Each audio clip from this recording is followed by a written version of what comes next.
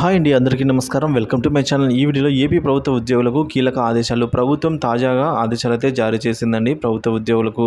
So ఆ వివరాలైతే మనం ఈ వీడియోలో తెలుసుకుందాము. వీడియోని ఎక్కడ కానీ స్కిప్ చేయకుండా చివరి దాకా చూడండి. అప్పుడే పూర్తి ఇన్ఫర్మేషన్ అర్థమవుతుంది. వీడియోకి ఒక లైక్ చేయండి ఫ్రెండ్స్. వీడియోలోకి అయితే వెళ్ళిపోదాము. ఉద్యోగుల బదిలీలు మినహాయింపులు ప్రభుత్వం తాజా నిర్ణయం అండి.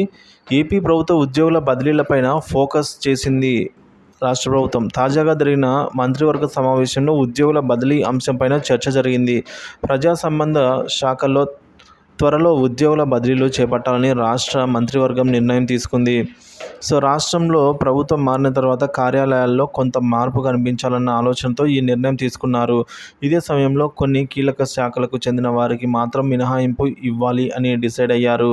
ఈ మేరకు ప్రభుత్వం కసరత్తు. ఏపీలో కొత్త ప్రభుత్వం ఉద్యోగుల బదిలీపైన కసరత్తు చేస్తోంది.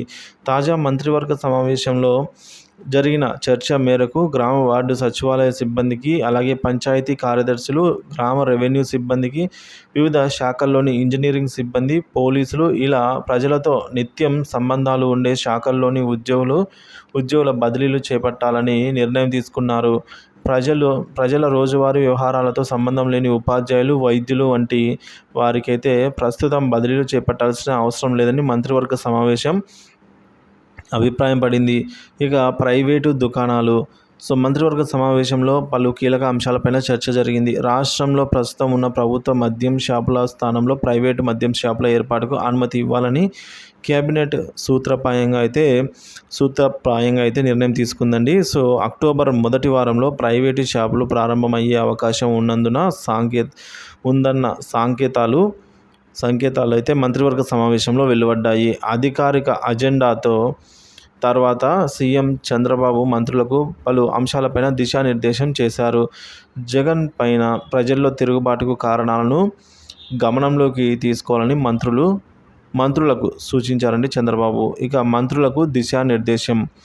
ఎమ్మెల్యేలు, మంత్రులు తమ నియోజకవర్గాల్లోని నియంతృత్వ వైఖరిని ప్రదర్శించవద్దని చంద్రబాబు స్పష్టం చేశారు. కక్ష సాధింపు చర్యలకు దిగవద్దు, గతంలో తప్పులు చేసిన వారిని చట్టపరంగా శిక్షిద్దాము అన్నారు. చట్టాన్ని మనమే చేతుల్లోకి తీసుకొని శిక్షించాలనే ప్రయత్నం చేయొద్దని చెప్పారు. మన క్యాడర్స్ను కూడా జాగ్రత్తగా ఉండమని చెప్పాలని చంద్రబాబు సూచించారు. ఇక భూముల సర్వే కోసం జగన్ ఫోటో, అలాగే పేరుతో తయారు చేసిన సర్వేరాలను తొలగించాలని అయితే మంత్రులు సూచించగా, వాటిని ఏదో రకంగా వాడుకుందామని, వృధా అయితే చేయబోమని ముఖ్యమంత్రి ఈ సందర్భంగా తెలిపారు.